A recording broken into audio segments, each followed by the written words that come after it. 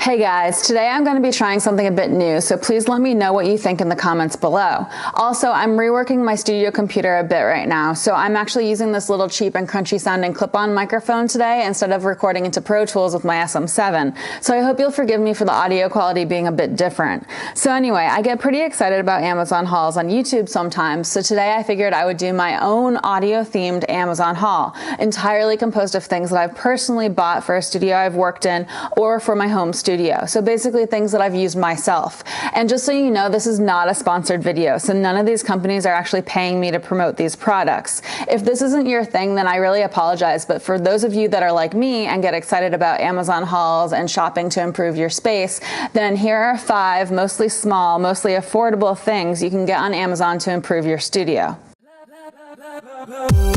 Okay guys, so I'm gonna just jump right into it, but make sure you check out the links in my description if you want to get any of these things for your studio. First thing I'm going to share with you guys is cable clips. So these are great and they're so cheap. I think they're only about $9 on Amazon. And you just take these and you stick them to the side of your desk, and they have a strong sticker on the back side of them, or you can stick them underneath your gear or your desk somewhere, and then you can just clip cables in and out of them at your whim. And I personally have one on the side of my desk for my phone charger and on the back of my studio monitors to hold the type of cable that I'm currently not using to plug into the monitors.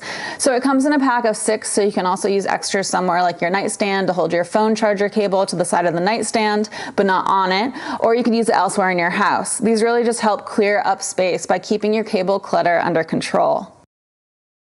Okay, the second thing I have here on my list is extra elastic bands for your mic stands. Now, if you have the type of shock mount for a microphone that uses those rubber bands that look like giant hair ties, then you might need to replace them at some point. So it's good to have a few extra lying around. So for example, I have this mount for my Rode microphone that I've had since 9th grade, and it was actually my first microphone, and I've had to replace my rubber bands before. So anyway, it's another good, cheap thing to have lying around your studio. Just make sure you get the elastic bands that are the correct size for your shock mount. So I'm putting a link below to some elastic bands that should work on a good variety of shock mounts, so check that out, but also make sure that you do your research.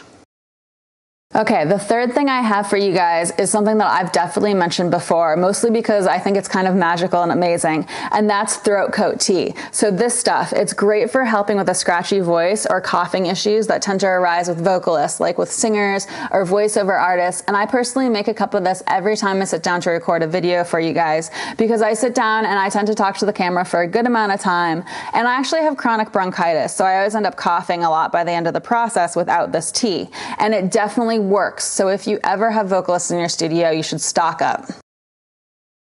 Okay, this next one kind of depends on the type of studio you have, but if you ever track drums in your studio, you should get yourself a drum dial. So drum dials are great to help you start your tuning process with drums, and we use them in pro studios all the time. So if you're not a pro drum tech and you might need a jump start on your tuning process, grab one of these guys.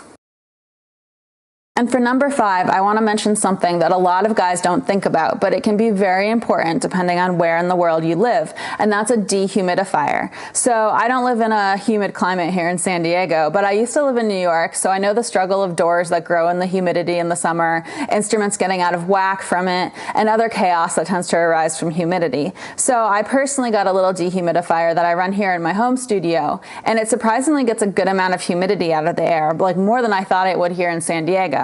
But anyway, it's something to consider to protect your gear and instruments, since keeping the humidity level under control can extend the life of your stuff.